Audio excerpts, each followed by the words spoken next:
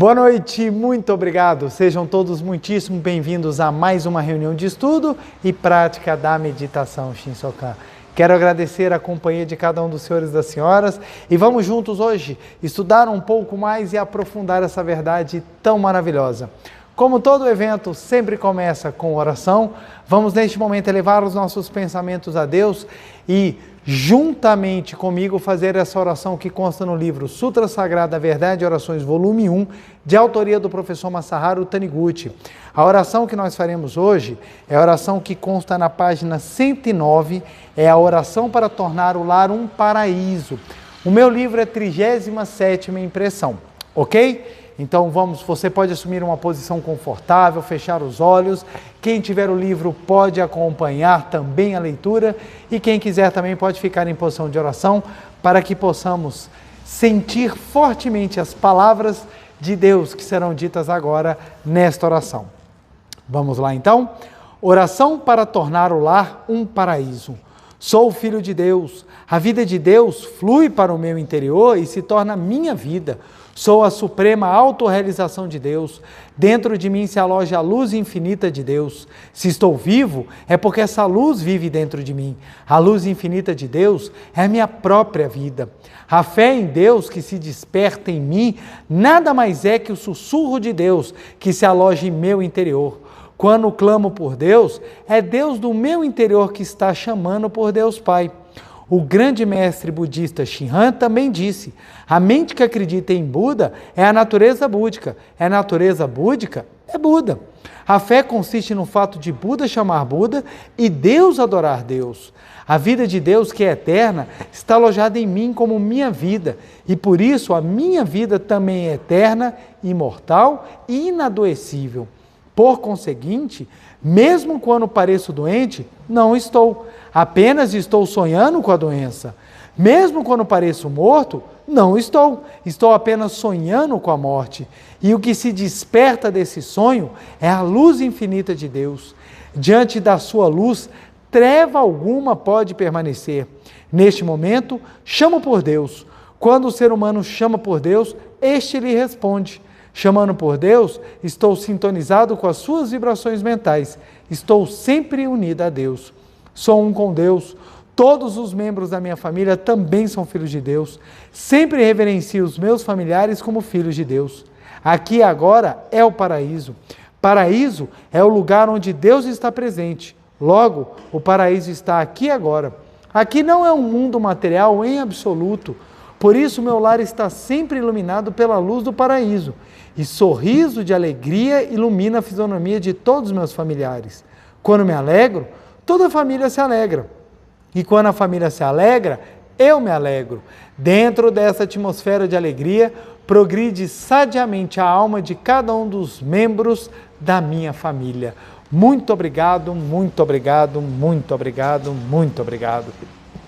Muito obrigado, muito obrigado, muito obrigado. Quero agradecer a presença de cada um nessa noite agradabilíssima, onde poderemos estudar um pouco mais e aprofundar temas maravilhosos da filosofia e da espiritualidade, proporcionados por esse ensinamento tão especial que é o ensinamento da Seiichi Noe. Quero agradecer a todas as pessoas que sempre deixam mensagens de carinho no canal da Meditação Shinsokan e no canal da Seiichi Noe do Brasil, ambos do YouTube. Meu muito, muito, muito obrigado. Não consigo responder, mas saiba que eu leio e envio vibrações de muito carinho, de muito amor a todos vocês. Um abraço para todo mundo que está no Brasil nos assistindo, um abraço para quem está fora do Brasil e está nos assistindo. Meu muito, muito, muito obrigado. Agradeço profundamente o avanço tecnológico que permite que nós possamos hoje, em qualquer lugar do mundo, trocar essas experiências e aprofundar ainda um pouco mais os nossos conhecimentos sobre a espiritualidade e a essência da vida. Meu muito, muito, muito obrigado. Hoje nós estamos com esse tema que ele é bem profundo. Fuja dos falsos profetas. E eu quero abordá-lo lembrando que essa abordagem não vai ser uma abordagem completa. É um assunto que você tem muitas vertentes e você tem muitos aspectos pelos quais você pode trabalhar. Então, eu não vou conseguir aprofundar em todas as vertentes. Então, eu vou pegar um ponto, nesse ponto eu vou trabalhar e sobre ele nós vamos discorrer.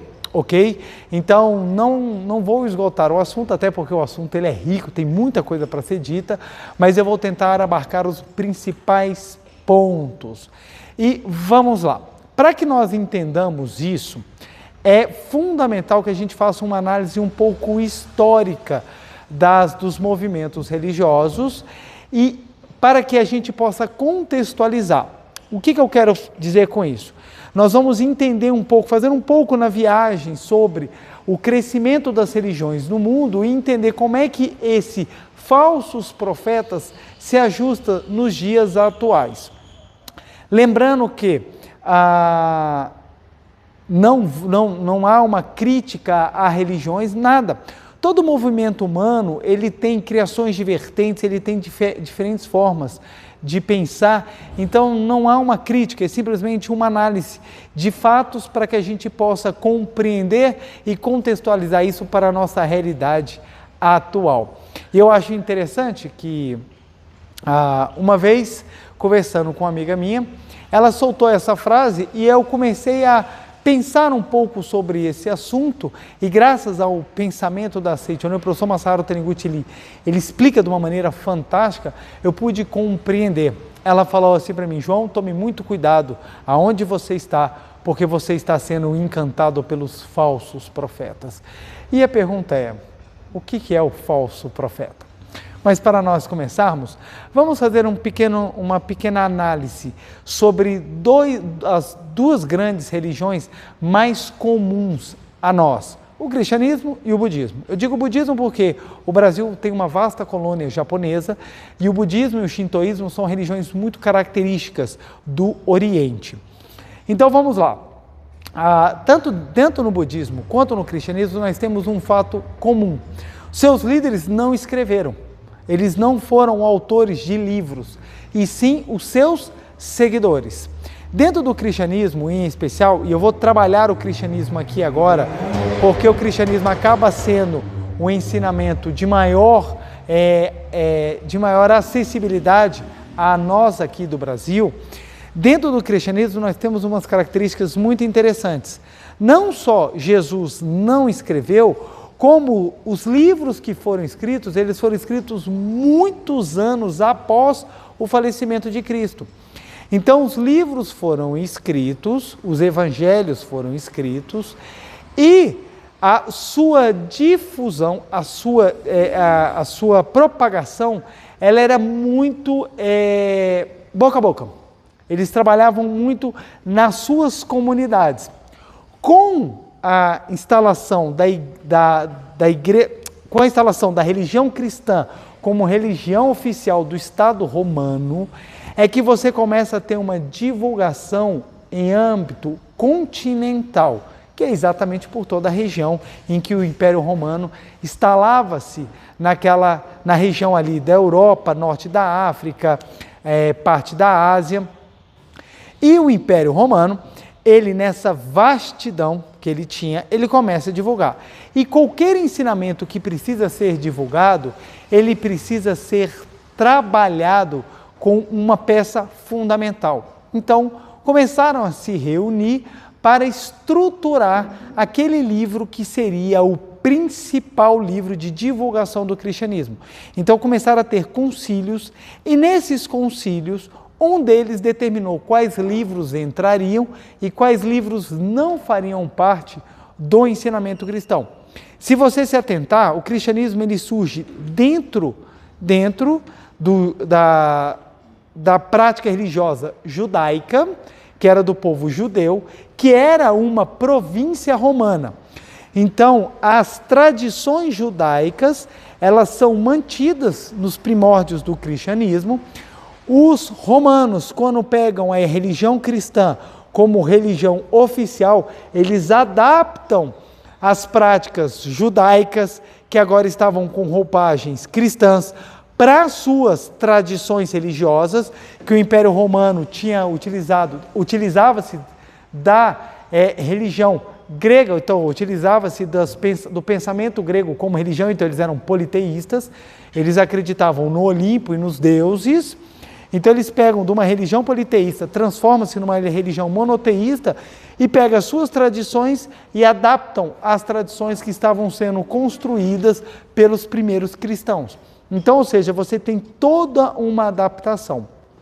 E você pega nos evangelhos que foram escritos há muitos anos atrás, você pega vários trechos que falam dos falsos profetas. Se você fizer uma consulta rápida, você acha pelo menos 7 trechos que vão falar dos falsos profetas. Tome cuidado que aqueles que se levantarão fazendo coisas fantásticas, mas serão os falsos profetas.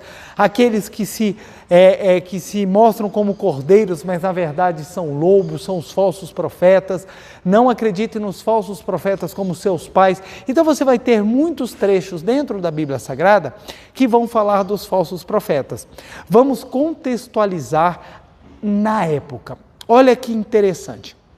Na época que o cristianismo estava surgindo, não havia uma liderança.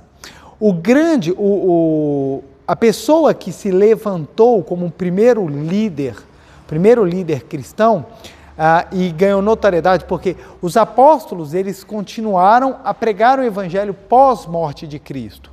Então, Cristo morreu e os apóstolos continuaram a pregar. Todos os apóstolos tiveram mortes trágicas, ou crucificados, ou decapitados, todos eles foram perseguidos ainda pós falecimento de Cristo, e quando eles continuaram a pregar o evangelho. Poucos ficaram, poucos chegaram em idades avançadas, e num determinado momento, dentro dessa igreja cristã, dessa semente da igreja cristã, você tinha 2 apóstolos. Pedro, que era o apóstolo que caminhou com Cristo, aquele que viu os milagres de Cristo, e Paulo, que era um perseguidor de cristãos, que vê a imagem de Cristo, fica cego e depois ele volta a enxergar e se converte ao cristianismo 30 anos após, aproximadamente 30 anos após o falecimento de Cristo. Então você tem Pedro, que já era de idade, para aquela época, pensa só, 30 anos já era uma pessoa extremamente madura. Nós estamos falando do ano 30, do ano 40, do ano 60 depois de Cristo. Então você tem Pedro com mais experiência e Paulo novo. Pedro era pescador, ele era analfabeto. Pedro era uma pessoa que não tinha estudo, ele não tinha desenvolvimento intelectual. Paulo era romano, ele tinha cidadania romana. Paulo dominava a língua, Paulo dominava a cultura, Paulo era culto. Há um racha dentro desse primeiro pensamento cristão, porque Pedro queria manter o cristianismo na seara da doutrina judaica. Paulo achava que não, que o cristianismo tinha que assumir a sua figura, e os dois começam a primeira, entre aspas, a primeira cisão dentro da igreja, e dentro dessa briga Paulo sai vitorioso e Paulo começa a difundir o cristianismo com muito mais força. Tanto que várias cartas que constam na Bíblia Sagrada são escritas por Paulo. Há inclusive historiadores, um grupo de padres ingleses que defende que a Bíblia ela é muito mais trechos de Paulo do que da própria essência do que aconteceu na época de Cristo. Mas vamos lá, isso daí é pensamentos que são trazidos. O que acontece? Você observa que no momento em que parte o mestre, como ele não deixa nada escrito e os escritos são formados pelos seus seguidores, você há uma possibilidade de pessoas se apropriarem daquele ensinamento e se levantarem pregando algo que não era a essência. A essa apropriação, eles já se atentaram para falar, tome cuidado com os falsos profetas. E mais, há um pensamento dominante na época no qual houve a ruptura. Ou seja, o pensamento anterior era o pensamento de que Deus é cruel, Deus é punitivo, Deus é vingativo. Jesus Cristo faz um rompimento com esse pensamento, trazendo a ideia de Deus amoroso, Deus é Pai misericordioso, Deus é Pai grande Pai que nos ama. Esse rompimento você tem como o antigo pensamento sendo trazido como falso profeta. E você tem o desenvolvimento da igreja cristã. A partir daí, você começa tendo as construções daquilo que seria o sagrado. Então você tem os concílios de Nicéia, concílios de Constantinopla. Eles começam a construir e forma o livro que hoje nós conhecemos, pelo menos em parte, como a Bíblia Sagrada, porque a Bíblia Sagrada ainda vem sofrendo alterações desde a sua formação nos primórdios até os dias atuais. E dentro dessa formação, se você for reparar, você tem uma abertura de leque para vários movimentos dentro do cristianismo. Dentro da Igreja Católica, você tem seções dentro da Igreja Católica, você tem a Igreja Ortodoxa, você tem a Igreja tradicional, que é muito... que ela é tida lá na Grécia, em outras partes. Você tem a Igreja Romana, a Igreja Apostólica Romana, que é a que foi difundida mais aqui para nós do Ocidente, nas Américas. Então, ou seja, você tem linhas dentro da Igreja Católica e linhas que surgem com o protestantismo. Exatamente quando há esse movimento de releitura da Bíblia Sagrada, de possibilidade de abertura, retirada do poder da dificuldade da língua, porque todos os eventos cristãos realizados na Idade Média eram feitos em latim. Então Lutero se rebela contra isso e decide traduzir a Bíblia Sagrada e se afastar dos dogmas impostos pela igreja medieval. Então começa os movimentos protestantes que protestavam contra aquele domínio da igreja, e você tem a abertura de hoje, o que é chamado de protestante, que se abriu em várias linhas, calvinismo, outras linhas de pensamentos, e você tem uma abertura ainda maior no leque, com a chegada dessa nova visão que abriu novas fronteiras via Estados Unidos. Estados Unidos você começa a ter o primeiro pensamento fundamentalista religioso.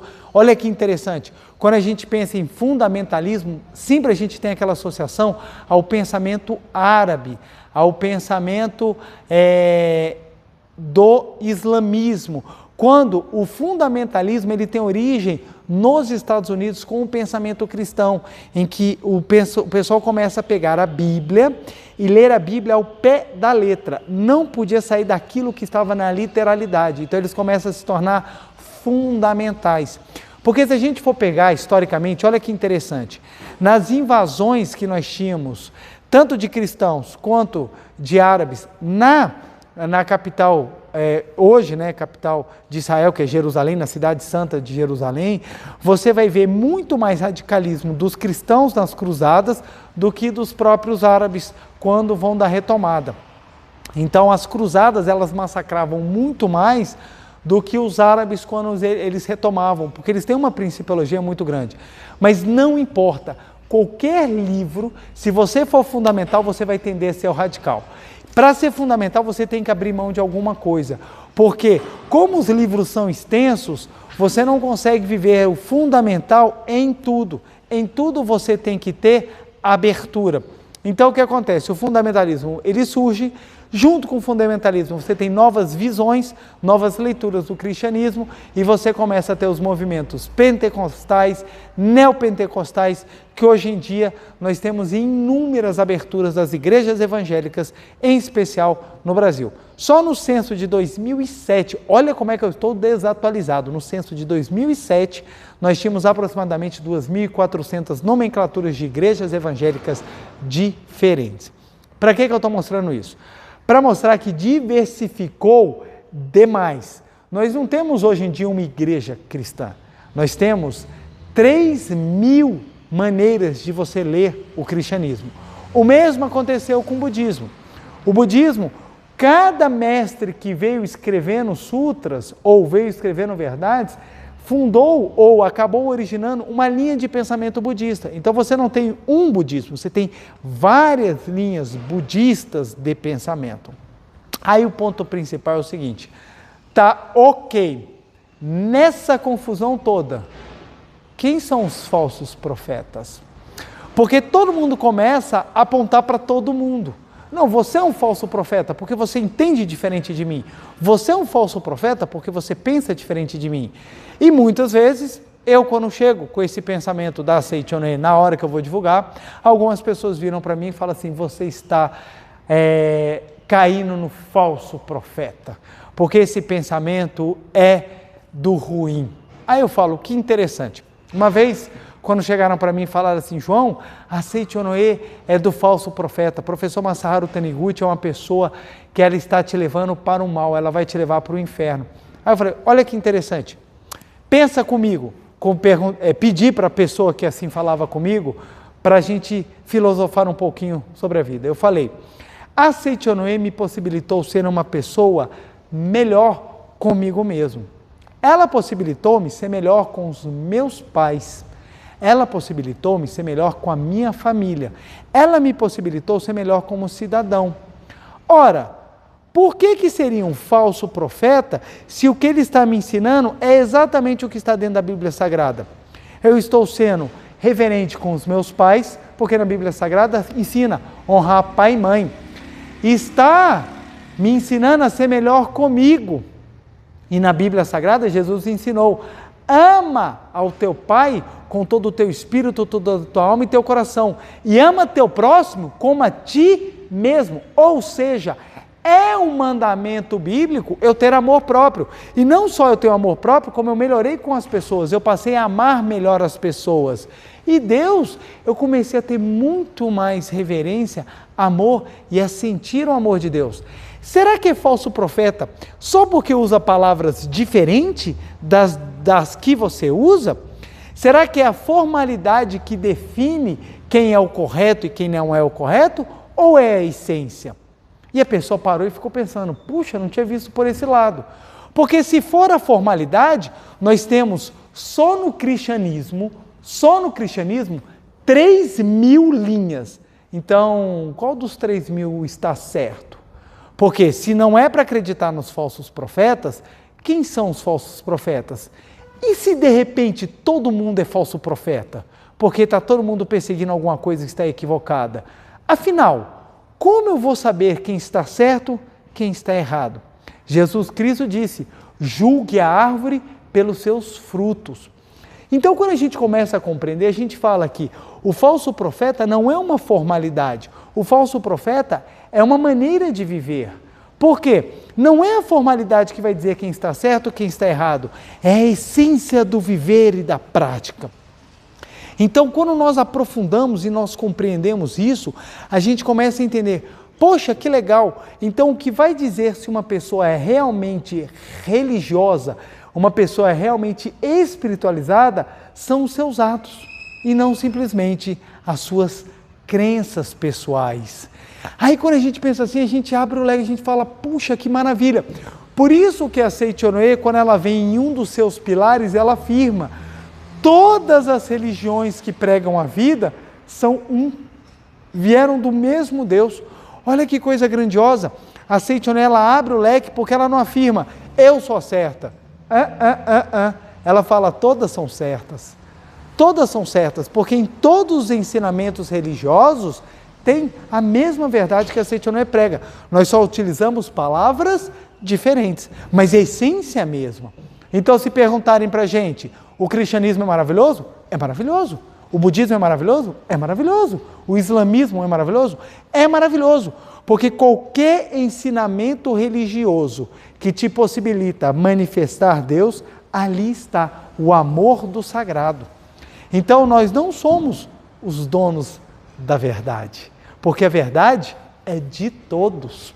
O que nós oferecemos é um caminho fácil, um caminho de fácil compreensão, mas que exige esforço, um caminho de fácil compreensão para você aprofundar na grandiosidade da verdade. Da grandiosidade da verdade. Ou seja, é um caminho de fácil compreensão para uma grande elevação. Mas isso quer dizer que, então, só quem é da Seichonoye é bom? Não. Eu conheço pessoas cristãs que são maravilhosas e às vezes me dão um banho de prática religiosa. Eu conheço pessoas budistas que são maravilhosas, que, meu Deus, eu olho e falo assim, quando eu crescer eu quero ser igual fulano. Mas da mesma maneira, eu conheço pessoas cristãs que são assim, um pouco afastadas do que o cristianismo prega. Eu conheço pessoas budistas que eu falo assim, de budista não tem nada, porque não vive a realidade. Da mesma maneira, eu conheço pessoas dentro da Seichonoye que são fantásticas.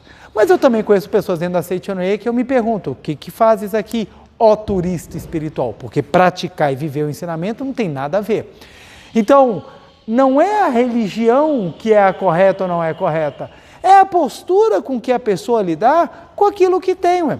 Tem pessoas que pegam a faca, você tem várias facas de várias marcas. Você tem as facas Guinso, que são aquelas facas das propagandas antigas, nem sei se existe mais, que cortavam tudo. Vocês têm as facas Tramontina, corte rápido, você tem as facas lá, as marcas mais genéricas, né?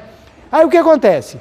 Você tem várias facas, todas elas servem para a mesma coisa, cortar. Umas pessoas vão cortar legumes, frutas, outras pessoas vão cortar lá os seus pratos deliciosos, outras pessoas vão cortar a mão, vão cortar o braço, vão utilizar para fazer coisa ruim. A pergunta é, o problema é a faca? De forma alguma. O problema são como as pessoas utilizam aquela faca. Uma faca para uma boa ação, ela é maravilhosa. Tem umas facas que vão ter um poder de corte melhor do que a outra, mas todas continuam sendo facas. E tem outras pessoas que vão utilizar a faca para coisas erradas. O problema nunca foi a faca. O problema é a forma como as pessoas lidam com aquilo. Então o ensinamento religioso é assim. O ponto não é o ensinamento religioso em si, é como as pessoas lidam com esse ensinamento religioso e às vezes algumas irresponsabilidades de algumas pessoas que se dizem líderes espirituais, mas que na verdade são simplesmente pessoas que estão agindo em prol de interesses escusos. Então o que acontece? Nós temos linhas que surgem trabalhando determinados aspectos que não são a totalidade, mas eles se autodeclaram a totalidade. E é esse que é o problema, porque começa a trabalhar o medo. Então a Seichonoye não tem esse viés de disputar com ninguém. A Seichonoye vem com a missão de iluminar. Se todo mundo se iluminar, ótimo, missão cumprida. Então não precisa sequer entrar em conflito com a religião, com outra religião, porque nós não estamos aqui para disputar, nós estamos aqui para viver o amor. Por isso que um dos princípios da Seichonoye é o respeito por todas as religiões. Nós respeitamos.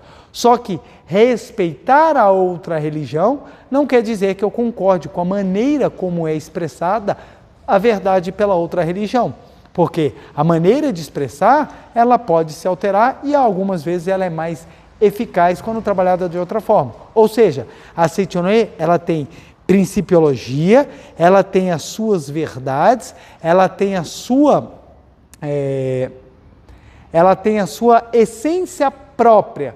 Não conflita com as demais, mas ela tem a sua característica, ela tem a sua roupagem. O fato de ter a sua roupagem é a sua individualidade, é a missão dela. Mas isso não quer dizer que eu precise entrar em conflito ou atacar as demais. Todavia, o fato de eu ter a minha individualidade também tem a minha forma de pregação. E o fato de eu ter minha forma de pregação não quer dizer que eu tenha que copiar ou ser igual à forma de pregação das demais. É como as pessoas, cada um tem a sua individualidade. O fato de eu ser individual não quer dizer que eu tenho que concordar com você, que é uma outra individualidade. Mas o fato de eu não concordar não quer dizer que nós estamos em conflito ou brigando. Então pensa só, nós temos a maneira de pregar a verdade e nós levamos essa verdade. E muitas vezes nós apontamos, fazer isso ou fazer aquilo não é o melhor caminho, mas isso não quer dizer que eu estou em conflito. Resumindo, resumo da ópera. Tanto o cristianismo, quanto o budismo, quanto o islamismo, quanto qualquer religião que prega a vida, salvam do mesmo jeito que a Seichonoye. Todo mundo salva, desde que a pessoa desperte para a essência do seu ensinamento. A pessoa desperte. Se a pessoa não aprofundar na essência do ensinamento, aí ela vai ficar só nas bordas, aí ela vai estar trabalhando de maneira muito fraquinha, de maneira muito superficial. Então vamos lá. Compreendendo isso, a grandiosidade dos ensinamentos religiosos, aí vem o principal ponto. A religião serve para quê? Qual é a finalidade da religião? É um ponto para a gente começar a aprofundar mais. Jesus Cristo veio para quê? O cristão vai falar para libertar a humanidade do pecado. Show de bola. Sakyamuni veio para quê? Sakyamuni, quando se tornou iluminado, se tornou Buda, para que Sakyamuni veio? Os budistas vão dizer, para ensinar a natureza búdica de todos. Show de bola. Se Jesus veio para libertar um homem do pecado, e se Sakyamuni veio para libertar os homens da ideia material e se iluminarem, se tornarem Buda ou despertarem para a sua natureza búdica, por que a humanidade continua do jeito que está?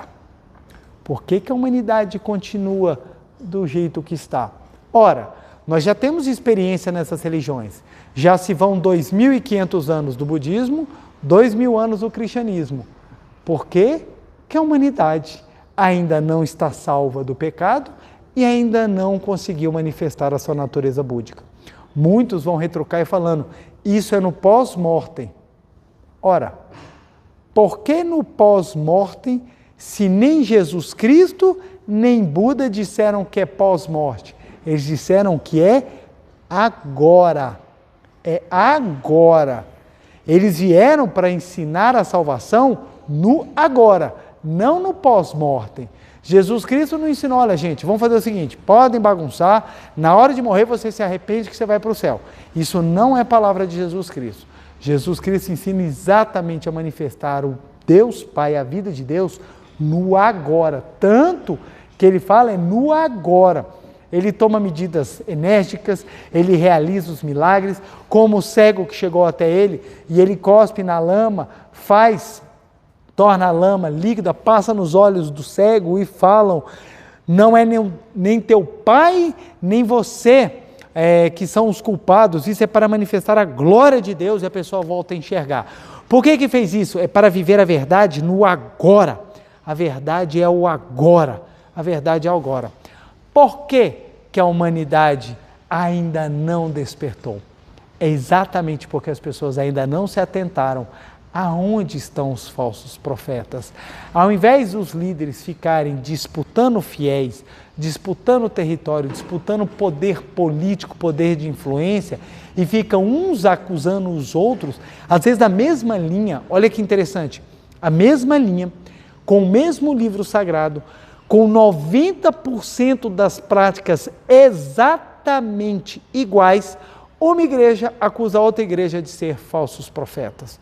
Aí você fala, então, quem são, na verdade, os falsos profetas? E as pessoas ainda não se atentaram a quem são os reais falsos profetas. Os falsos profetas, gente, muitas vezes, eles estão exatamente acusando outros de serem falsos profetas. Então vamos lá, fuja dos falsos profetas. Falsos profetas.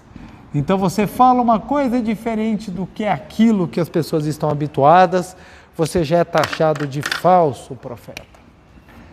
Já tiveram épocas na minha vida que por eu pensar diferente, por eu falar diferente, algumas pessoas já até falaram que eu era anticristo. Você é o anticristo. Eu falei, oxe, que coisa engraçada. Eu sou o anticristo, mas eu falo mais de Cristo do que você. Você não fala de Cristo como eu falo. Só por causa disso eu sou o anticristo? Então são nomes que muitas vezes as pessoas colocam para taxar aquilo que é desconhecido, por preconceito, por preconceitos, e a pessoa não para pensar realmente o que são os falsos profetas.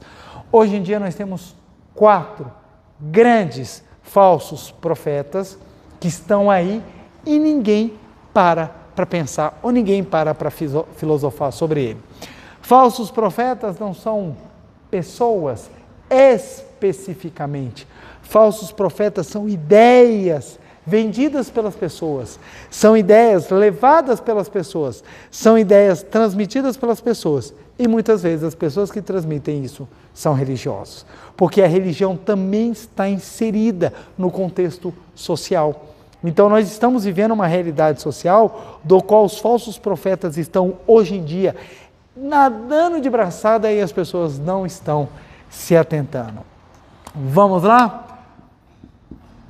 Eles todos vão se resumir num ponto só. Mas para eu poder chegar nesse ponto só, então eu poderia falar que os falsos profetas é uma linha. Uma linha. Mas se eu falar agora, eu não vou conseguir depois elencar de uma maneira mais compreensível. Então eu vou trazer quatro facetas que eu chamei dos falsos profetas, seriam esses 4 falsos profetas que vão desaguar num princípio básico de pensamento. O primeiro dos falsos profetas é a beleza. O segundo dos falsos profetas é a riqueza. O terceiro dos falsos profetas é o poder. E o quarto dos falsos profetas é a espiritualidade. Vamos lá discorrer sobre eles. Alguém já deve estar pensando, peraí, beleza, riqueza, poder e espiritualidade, então você está fazendo culto à pobreza, à humildade, à feiura e simplesmente não ter religião, ser ateu? Nada disso. Nada disso. Preste bem atenção. Eu discorri vagarosamente sobre o movimento religioso, eu discorri vagarosamente sobre, não foi profundo, mas foi devagar. Eu trabalhei sobre a questão da origem, de como o pensamento cristão, pelo menos em maior amplitude, ele foi sendo construído no decorrer de milênios, para que nós possamos compreender que hoje em dia você tem uma infinidade de pensamentos ou maneiras de ler a Bíblia Sagrada e muitas vezes a maneira como se lê está baseada nos falsos profetas. E vamos lá, o que é esse falso profeta? Eles todos estão baseados numa ideia primordial, numa ideia única, e eu vou trabalhar cada um deles para a gente poder chegar à mesma conclusão de qual é essa base única. Beleza. Qual é o falso profeta da beleza? É de que a beleza física, ela vai te levar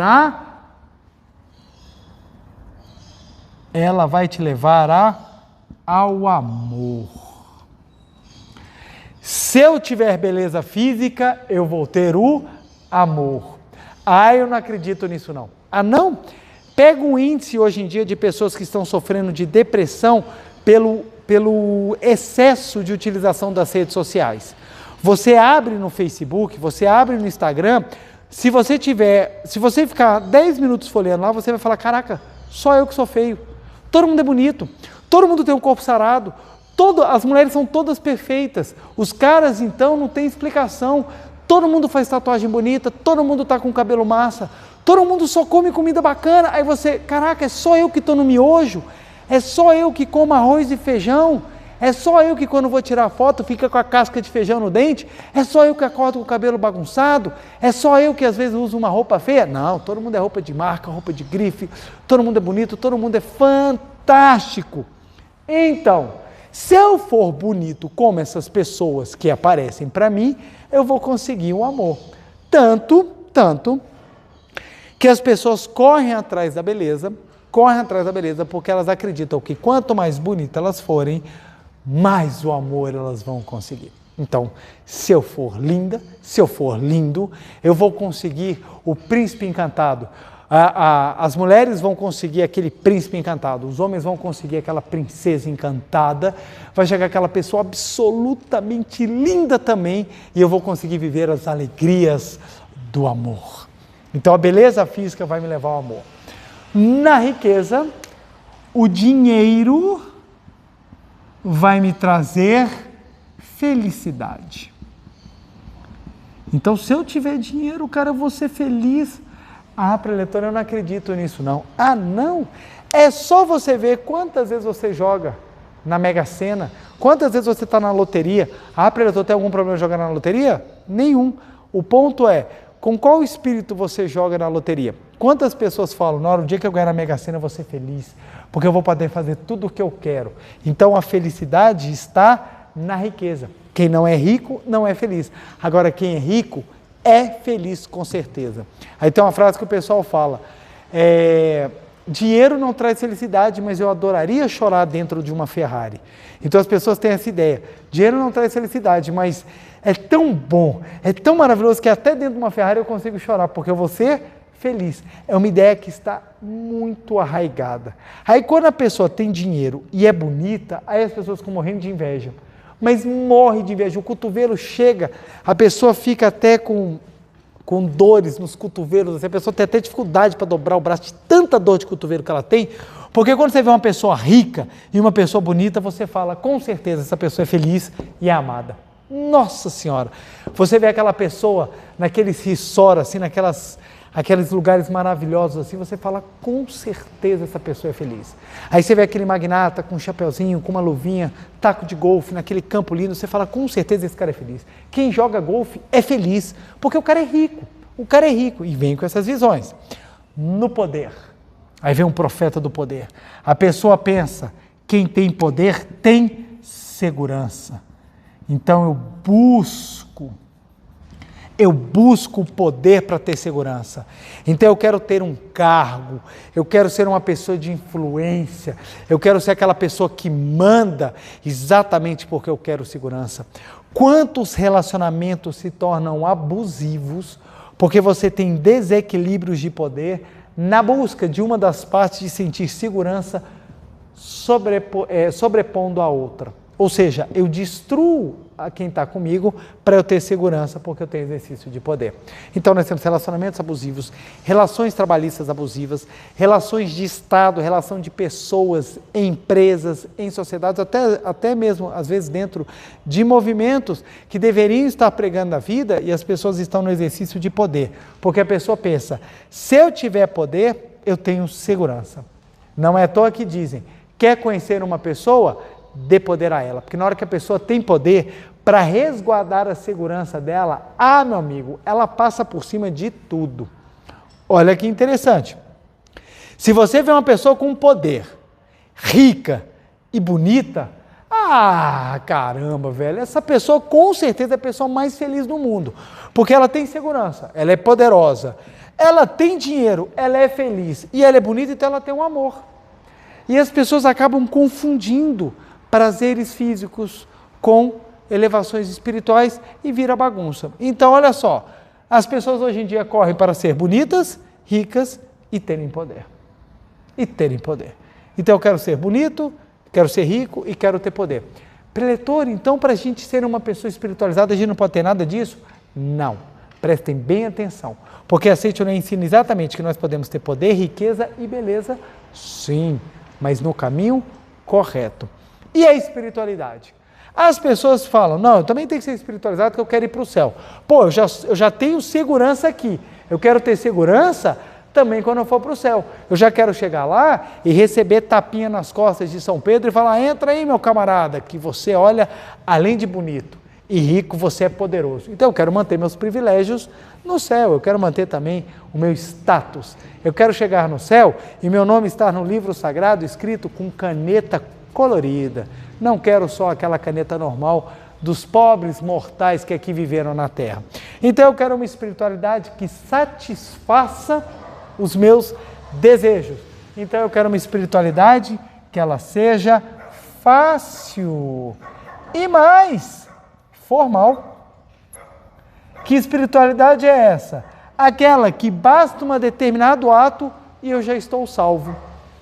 É uma espiritualidade cômoda, uma espiritualidade que basta eu querer, basta eu pagar, basta eu sorrir que eu já tenho. É aquela espiritualidade, famosa espiritualidade fast food. Me dá o que eu preciso para que eu possa ser salvo. Então eu compro um terreno no céu, eu simplesmente faço determinada finalidade, eu aceito determinada forma e simplesmente eu já estou salvo. Se vocês observarem, eu trouxe esses 4 pontos. Todos eles estão baseados em um mesmo ponto. O mesmo ponto. Quem já sacou, já vai falar junto comigo. Qual é o mesmo ponto que gira em torno dessas 4 ideias, ou desses 4 cavaleiros, esses 4 cavaleiros do Apocalipse? Qual é o ponto, a ideia principal? É de que a matéria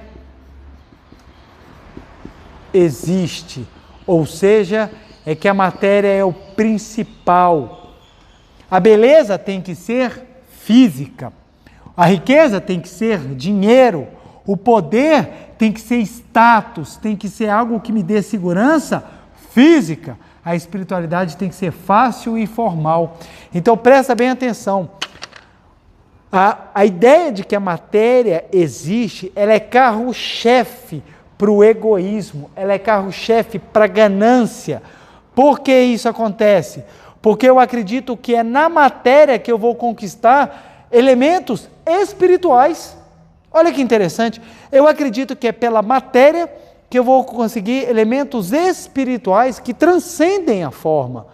Então, esses pensamentos de que a matéria existe e é nela que eu vou encontrar o espírito, é que são os falsos profetas da atualidade. Hoje em dia nós temos uma horda de jovens, uma horda de pessoas sendo jogadas no limbo, sendo jogadas no mais profundo abismo do erro, exatamente pela essa venda aqui. Então, se você ganha dinheiro, você é uma pessoa de sucesso, logo você é feliz. Não é verdade isso. Não é verdade. A felicidade não vem de aquisições. Ah, mas eu sou muito feliz porque eu adquiri, eu realizei meu sonho. Ok, você vai ter uma felicidade parcial, não a felicidade total. A felicidade total é um conjunto de aptidões que são desenvolvidas. E o principal aspecto para você ser feliz é você desenvolver uma grandiosidade espiritual. Eu conheço pessoas que têm muito dinheiro mesmo, e não são felizes. Por que elas não são felizes? Não sentem crescimento, não se sentem realizadas, temem o tempo inteiro e passam mais o dia sofrendo do que se alegrando. Ah, mas eles podem ir para o resort. De nada adianta você ir, você pode ir para o melhor resort do mundo. Se você não estiver livre por dentro, não é o local que vai te transformar. Porque naquele resort as pessoas também têm problemas. Se eu vou viajar para Paris, você sabia que o pariense também sofre? A pessoa que mora lá em Paris, ela também sofre, ela tem problema? Você sabia que lá também tem mendigo? Gente, então, ou seja, o que é paraíso para você, para quem está lá, não é paraíso, é comum.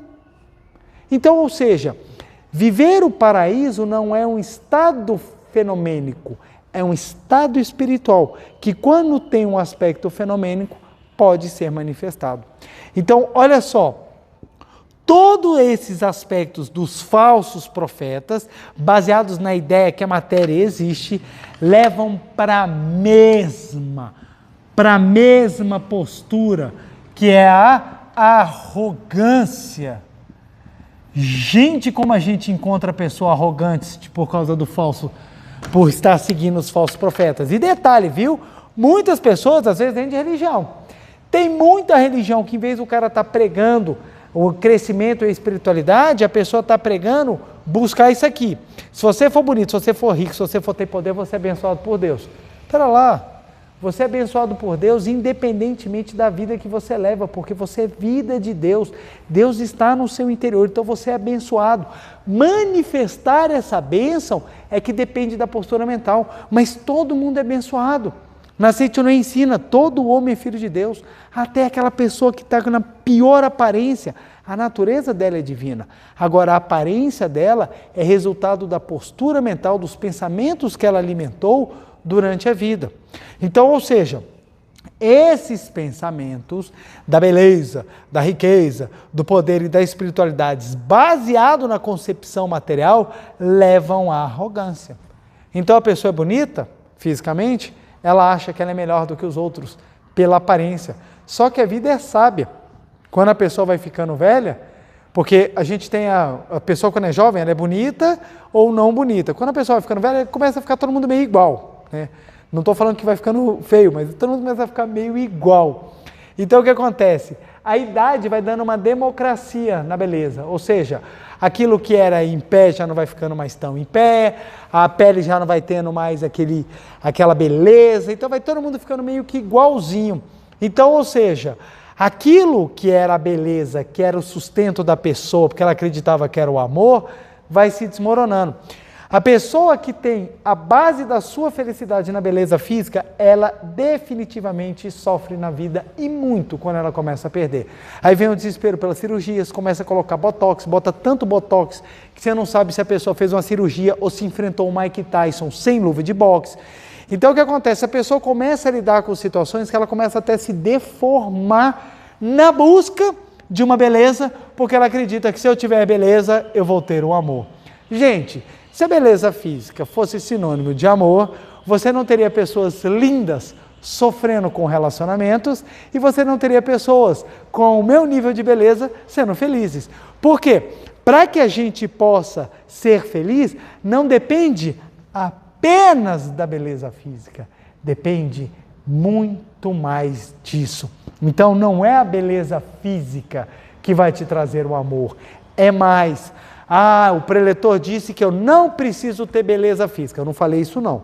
Tem pessoas que usam desse argumento que eu estou trazendo, de que a beleza física não traz o amor, para falar o seguinte: já que a beleza física não traz, então eu vou judiar, tô nem aí, vou deixar meu corpo todo avacalhado, minha cara toda avacalhada, não escovo os dentes, não penteio o cabelo, eu saio na rua, fico parecendo um monstro, fico parecendo um Halloween, fantasia de Halloween, e não é isso, gente.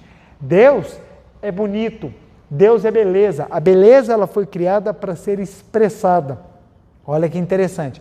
A beleza foi criada para ser expressada. Quando você cuida do seu corpo, quando você cuida do seu rosto, quando você cuida de você, você está expressando um aspecto maravilhoso de Deus. Porque uma das facetas da verdade é a estética. A estética é beleza. Só que você ser estético é muito diferente de você ser escravo. É muito diferente. É muito diferente.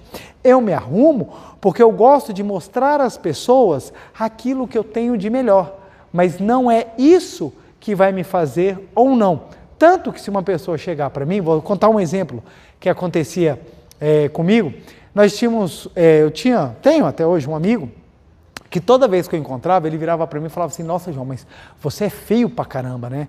E eu sorria, batia nas costas dele e só falava. E ele falava todas as vezes. Foi passando o tempo, minha esposa, que na época era minha namorada, começou a ficar brava. Pô, mas para de falar que você é feio, você não é feio, né?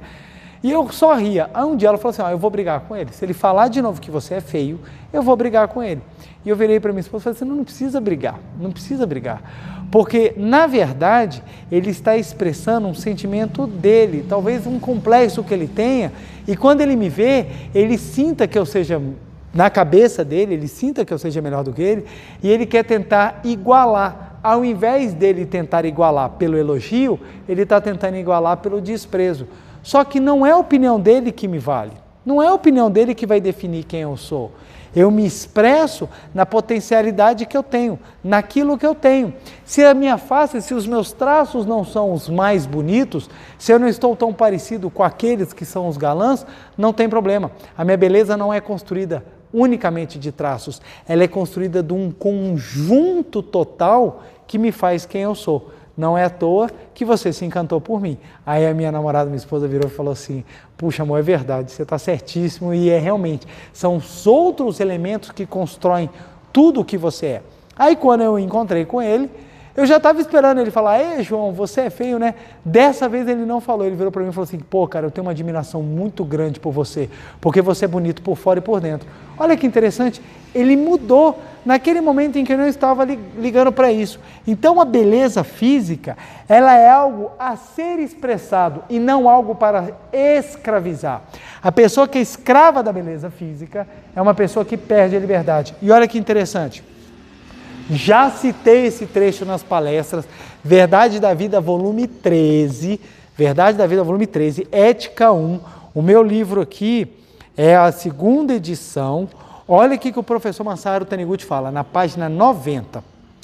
Quando o ser humano começa a se apegar, por pouco que seja, aos aspectos materiais, ele tolhe com a sua própria mente a liberdade que lhe é inerente e passa a sofrer a falta de liberdade. Vou repetir. Quando o ser humano começa a se apegar, por pouco que seja, aos aspectos materiais, ele tolhe com sua própria mente a liberdade que lhe é inerente e passa a sofrer a falta de liberdade. A falta de liberdade. Então, a pessoa quando se apega à beleza física e acredita que a beleza física que vai trazer o amor, ela perdeu a liberdade e por isso ela sofre. A pessoa quando entende que a beleza física é um dos aspectos, ela não sofre. Quando essa beleza já não é mais a mesma, quando ela vai sendo retirada e quando ela precisa manifestar de uma outra forma. Olha que coisa interessante, um casal jovem, pega um casal bem bonito, aquele cara galã de cinema, aquela menina assim, atriz assim famosa, aquelas coisas assim lindas, aquele casal lindo, você olha os dois assim se olhando, pegando a mão assim, eles se abraçando, você fala, gente, que coisa linda. Aí você pega aquele casal de idosos que já não andam com tanta facilidade, mas eles de mão dada, andando e se abraçando. Se você for observar, você vai chegar à conclusão, ou se você tiver uma sensibilidade um pouco mais aguçada, você vai achar o casal de idosos mais bonito do que o casal jovem. Aí você pergunta, por que o casal de idosos é mais bonito na manifestação ou na expressão de carinho do amor do que o casal jovem? É porque por detrás daquele corpo que já não é mais bonito, que já não está tão funcional, a construção de um sentimento grandioso e duradouro. Exatamente por a gente perceber isso, a gente acha mais belo. Se você for reparar, fisicamente não é. Fisicamente não é mais bonito.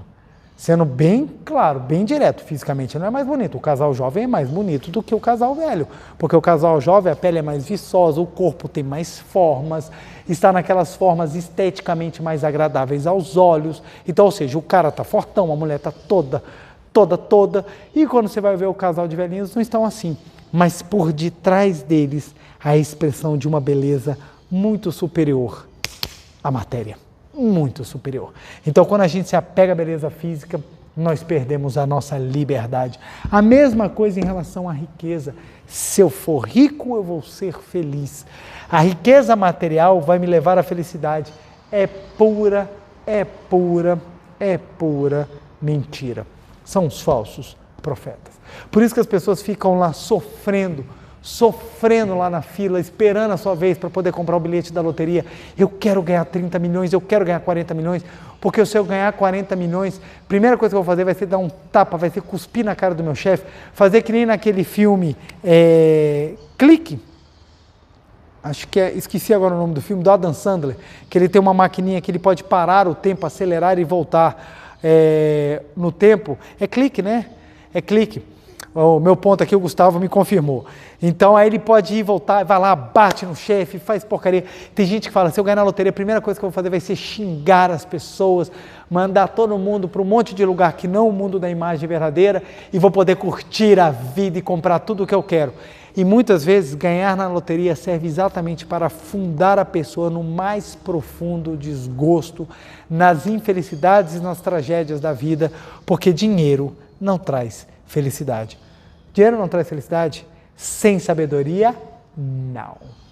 Se você tem dinheiro, mas se você não tem sabedoria, meu amigo, você tem, muito pelo contrário, você tem uma âncora para te afundar na vida. Porque para você saber lidar com recursos, você tem que ter sabedoria. Mesma coisa do poder. Eu tenho poder, eu vou poder oprimir. Como eu oprimo, não serei oprimido.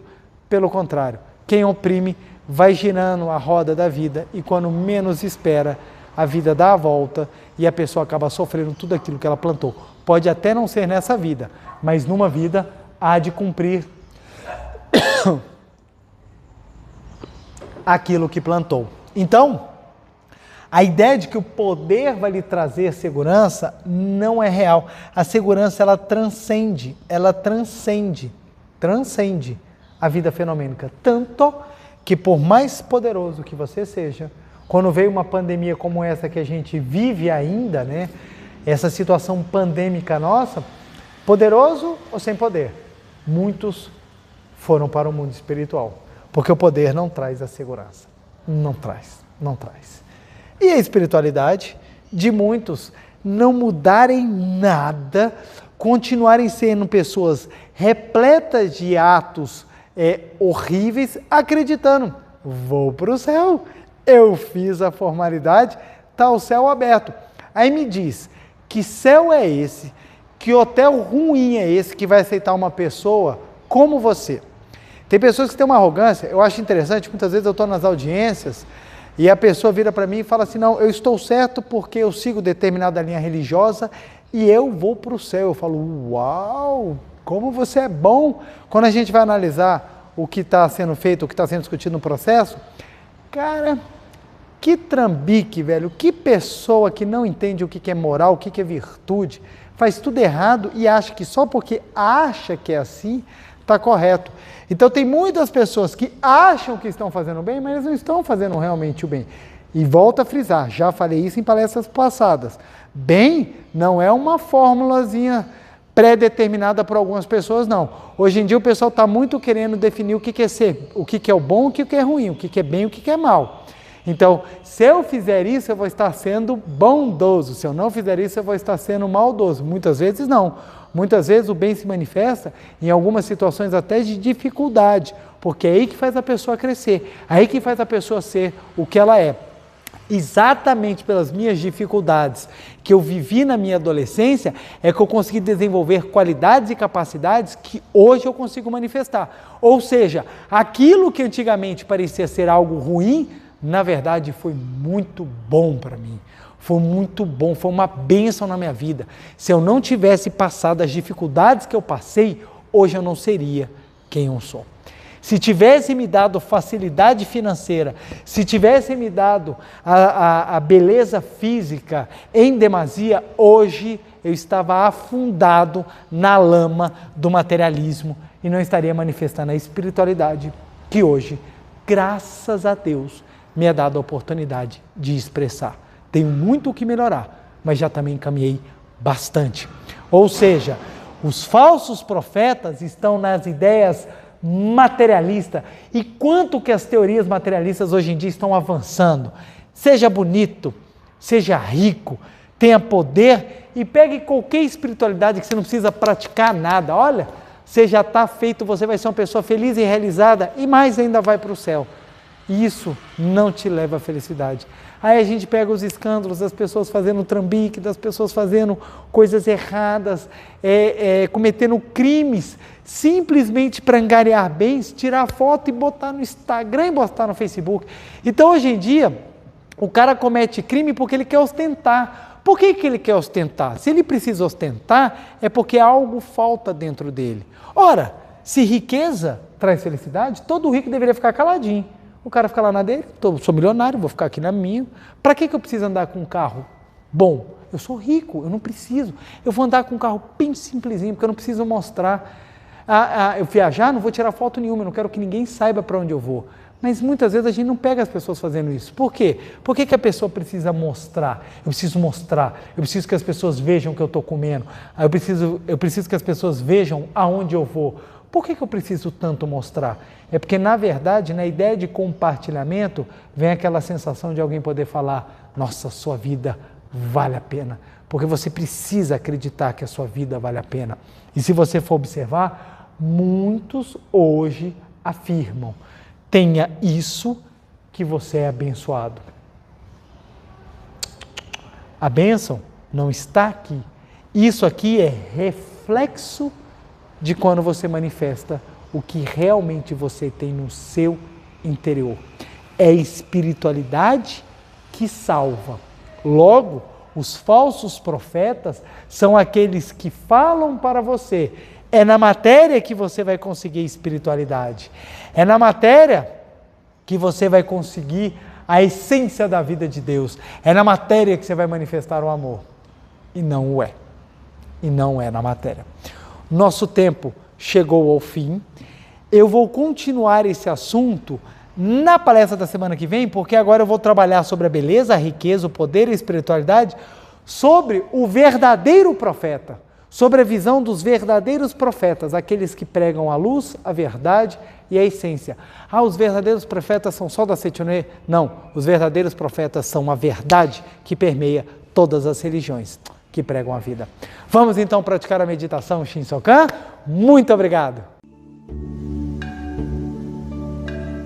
Uma reverência. Muito obrigado.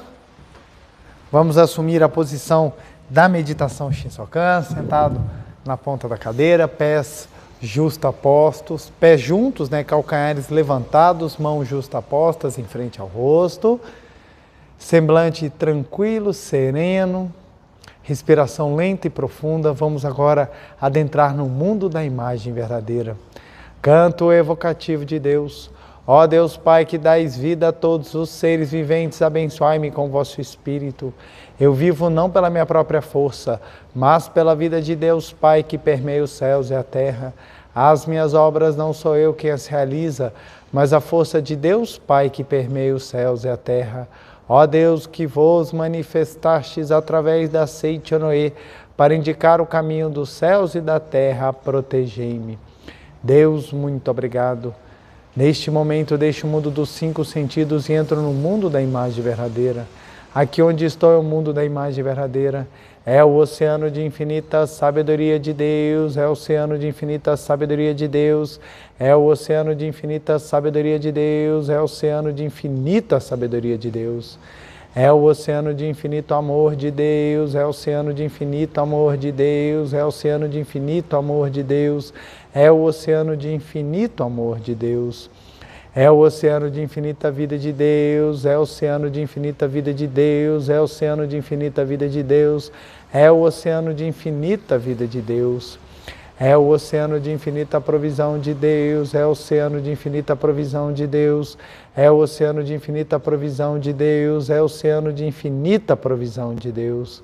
É o oceano de infinita alegria de Deus, é o oceano de infinita alegria de Deus, é o oceano de infinita alegria de Deus, é o oceano de infinita alegria de Deus. É o oceano de infinita harmonia de Deus, é o oceano de infinita harmonia de Deus, é o oceano de infinita harmonia de Deus, é o oceano de infinita harmonia de Deus. É um mundo da harmonia sublime. Neste sublime mundo da grande harmonia, eu, como filho de Deus, recebo de Deus a sua infinita força vivificante. A infinita força vivificante de Deus flui para o meu interior, flui, flui, flui.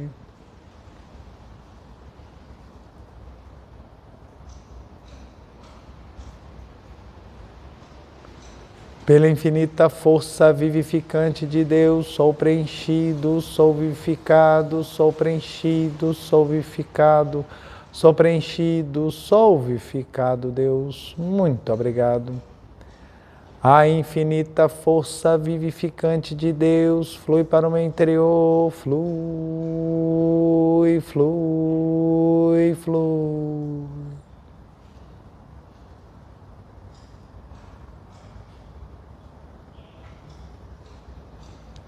Pela luminosa força vivificante de Deus, sou preenchido, sou vivificado, sou preenchido, sou vivificado, sou preenchido, sou vivificado, Deus. Muito obrigado.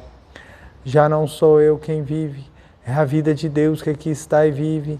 Já não sou eu quem vive, é a vida de Deus que aqui está e vive.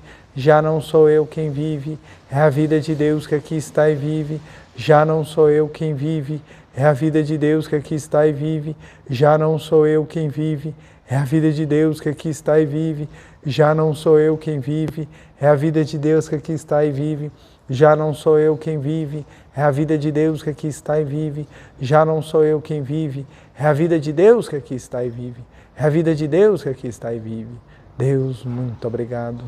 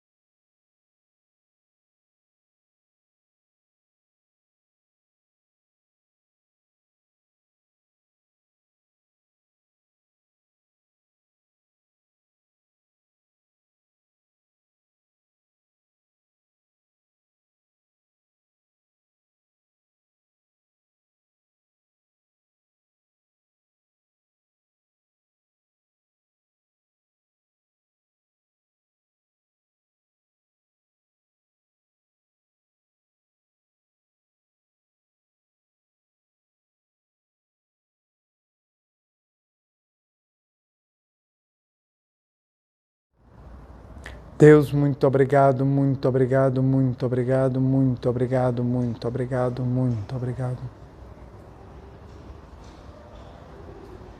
Oração pela manifestação da imagem verdadeira do Brasil.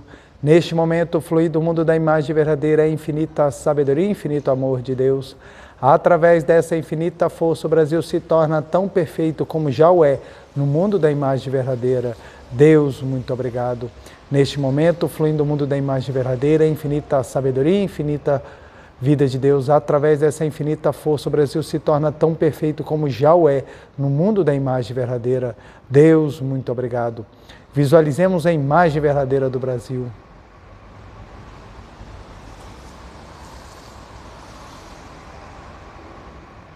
Oração pela paz mundial. O infinito amor de Deus flui para o meu interior e me resplandece a luz espiritual de amor. Esta luz intensifica, cobre toda a face da terra e preenche o coração de todas as pessoas com o espírito de amor, paz, ordem e convergência para o centro. O infinito amor de Deus flui para o meu interior e me resplandece a luz espiritual de amor. Esta luz se intensifica, cobre toda a face da terra e preenche o coração de todas as pessoas com o espírito de amor, paz, ordem e convergência para o centro. Deus, muito obrigado. Visualizemos a paz mundial.